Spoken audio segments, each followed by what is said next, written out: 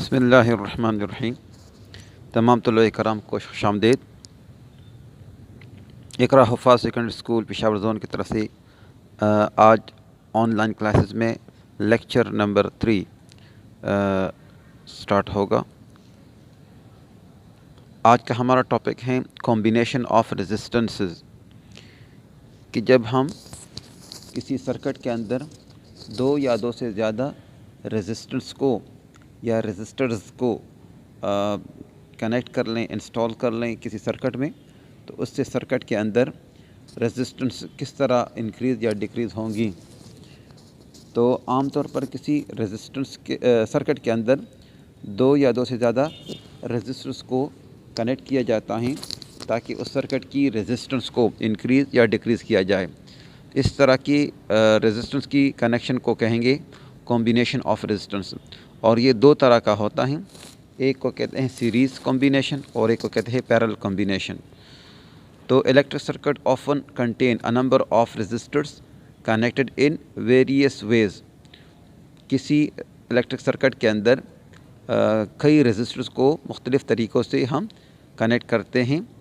So the connection and arrangement of resistors in circuit affect the current and voltage drop in the circuit. तो इस तरह के connection से, इस तरह के अरेंजमेंट से सर्किट के अंदर रेजिस्टर्स में वोल्टेज और करंट के जो है वो इफ़ेक्ट, उसके ऊपर असर पड़ता है, कम या ज़्यादा होता है या सेम रहता है। तो इस लिहाज से they are used to connect current and voltages in it. तो इस तरह हम किसी सर्किट के अंदर करंट और वोल्टेज को कनेक्ट करते हैं। तो you are already familiar with the series and parallel circuits from General Science grade number 7। आप 7 क्लास में भी अगर आपको याद हो तो 7 के जनरल साइंस के अंदर हमने इस तरह के रेजिस्टर्स को सर्किट के अंदर हमने सीरीज़ और पैरेलल को कनेक्ट किया था। और अगर आपको याद हो तो चैप्टर नंबर 13 जो हमारा था इलेक्ट्रोस्टैटिक में, तो उसमें हमने कैपेसिटर्स को सीरीज़ और पैरेलल के अंदर कनेक्ट किया था। तो यहाँ पर हम रेजिस्टर्स को सीरीज़ और पैरेलल के अंदर कनेक्ट करेंगे। तो अब हम यहाँ पर देखते हैं कि अगर दो या दो से ज़्यादा लाइट बल्ब्स को किसी सर्किट के अंदर सीरीज़ में जोड़ेंगे तो क्या होता है, और अगर हम पैरेलल में जोड़ें तो उससे क्या होता है। तो सबसे हम पहले पढ़ते हैं सीरीज़ कॉम्बिनेशन। तो series combination of resistors.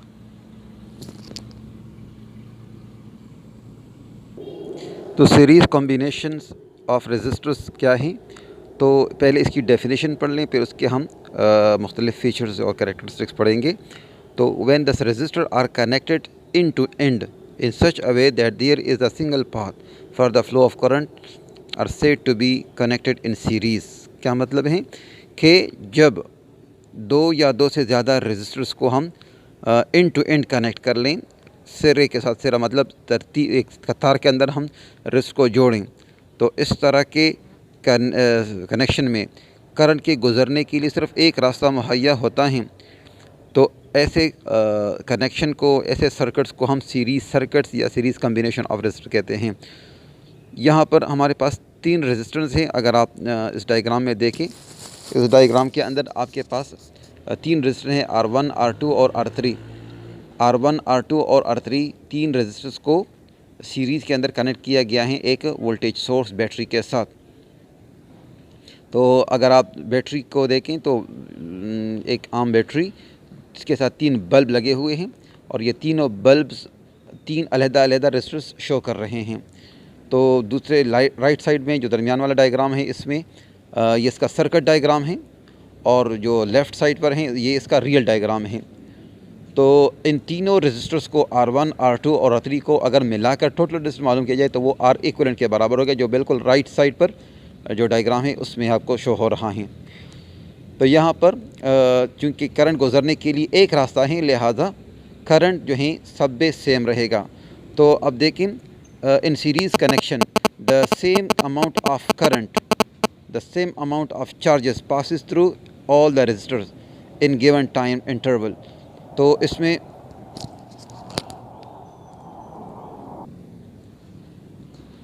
Her register के अंदर एक ही अमाउंट ऑफ करंट गुजर रहा है। तो in series connection the same amount of charges passes through the all resistor in given time interval and therefore current in the same in all resistors such as I1 is equal to I2 is equal to I3 and is equal to I। इसका मतलब है कि जो battery जितना current provide कर रहा है उस करंट के गुज़रने के लिए एक ही रास्ता है और वही रास्ते में R1 R2 और R3 में से वो करंट गुज़र रहा है। तो इसका मतलब है कि जितना करंट बैटरी प्रोवाइड कर रहा है इतना ही करंट तमाम रजिस्टर के अंदर फ़्लो हो रहा है। तो इस लिहाज से करंट तीनों रजिस्टर के अंदर सेम होगा जो कि बैटरी के प्रोवाइड करदा करंट के बराबर हैं। मतलब मसलन अगर बैटरी की तरफ से 2 एम्पेयर चार्ज करंट गुजर रहा है तो R1 के अंदर भी 2 एम्पेयर होगा, R2 के अंदर भी 2 एम्पेयर होगा और R3 के अंदर भी 2 एम्पेयर ही होगा। सो I is the current leaving the battery, current की तरफ से जो करंट प्रोवाइड हैं वो I हैं। So is the current in the register R1 में I1 होगा, R2 में I2 होगा और R3 में I3 करंट फ्लो होगा। So the potential applied across each resistor और ईच सीरीज़ कम्बिनेशन में वो क्या होगा, वो डिवाइड हो जाएगा, जो है वो पार्ट्स में कन्वर्ट हो जाएगा। पार्ट्स मतलब जो बैटरी की तरफ से प्रोवाइड करदा वोल्टेज हैं वो V हैं, तो वो V जो हैं तीनों रजिस्टर के अंदर डिवाइड हो जाता है, डिस्ट्रीब्यूट हो जाता है। तो इस लिहाज से R1 के दोनों सिरों पर जो वोल्टेज होगा वो V1 होगा, R2 के दोनों सिरों पर वोल्टेज जो है वो V2 होगा और R3 के दोनों सिरों पर जो वोल्टेज ड्रॉप होगा वो V3 होगा। तो इस लिहाज से बैटरी की तरफ से जो वोल्टेज मिल रहा है वो V हैं और ये V तीनों रजिस्टर्स में डिस्ट्रीब्यूट हो जाता है।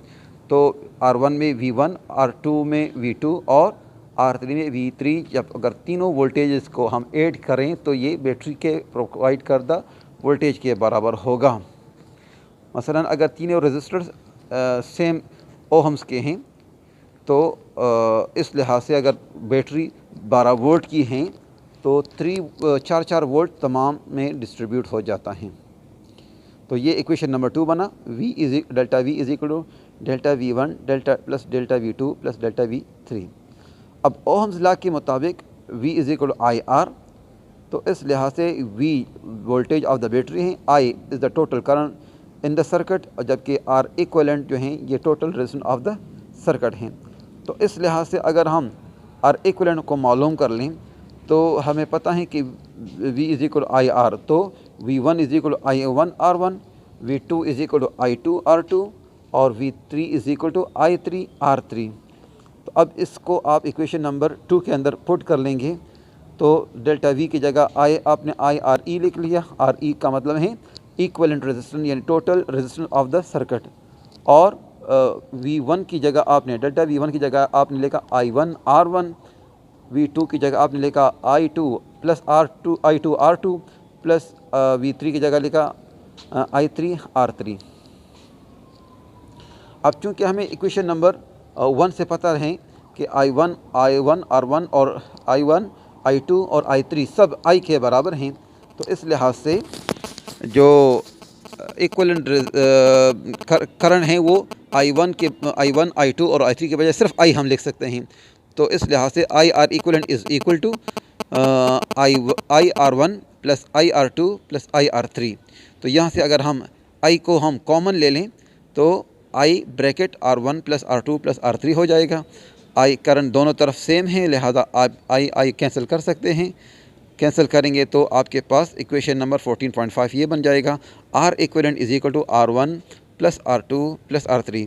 तो R इक्विवेलेंट जो हैं R1 R2 और R3 के सम के बराबर हैं। अगर आप इसके अंदर कोई नंबर ऑफ़ रजिस्टर लगा दें, मतलब 3 के बजाय 10 15 20 जितने भी हों, तो आपका जो जनरल इक्वेशन होगा वो इस तरह हो जाएगा, R equivalent is equal to R1 plus R2 plus R3 plus up to so on plus Rn, यानी आप n नंबर ऑफ़ रजिस्टर लगा सकते हैं इसमें।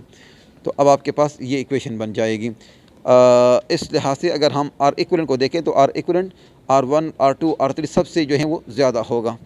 तो इससे आपको पता चला कि जो सीरीज़ कम्बिनेशन है उसके अंदर रेजिस्टेंस वो बढ़ जाती है।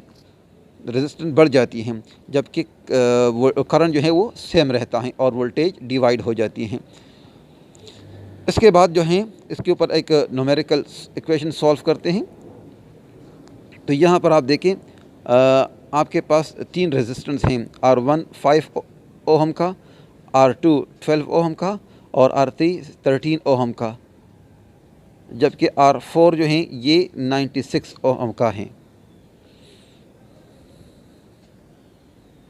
अब आपने क्या मालूम करना है, टोटल रेजिस्टेंस मालूम करना है और करंट मालूम करना है। अगर वोल्टेज जो है 90 वोल्ट की बैटरी उसके साथ प्रोवाइड है, तो अब आपने टोटल रेजिस्टेंस मालूम करना है। तो यहाँ पर गिवन आपके पास हैं R1, R2 और R3, सबकी वैल्यू आपके सामने लिखी हुई है, 5 ओहम्स, 12 ओहम, 13 ओहम और 96 ओहम। तो सर्किट में करंट मालूम करना है और टोटल रेजिस्टेंस मालूम करना है। तो चूँकि ये सीरीज़ में है, लिहाजा सिंपल हम इसको ज्योमेट्रिकली यानी अलजेब्रिकली ऐड कर लेंगे। तो R equivalent is equal to R1 plus R2 plus R3 plus R4। तो यहाँ पर आप वैल्यूज़ पुट करेंगे तो 5 प्लस 12 प्लस 13 प्लस 96, जो कि 126 ओहम के बराबर आ रहा है। अब करंट मालूम करने के लिए तो by Ohm's law V is equal to IR, so I is equal to V divide by R equivalent. तो V की जगह आपने 90 वोल्ट लगा दिया और R इक्वलेंट की जगह 126 लगा दिया। तो अब आपके पास करंट आ गया 0.71 ampere. This is the current flowing through each resistor. ये I1 भी हैं, ये I2 भी हैं और ये I3 भी हैं। तो उम्मीद है आपको आज का लेक्चर समझ आ चुका होगा। इसके बाद अगला जो टॉपिक है वो है पैरेलल कॉम्बिनेशन। तो इंशाल्लाह इसको हम कल समझेंगे।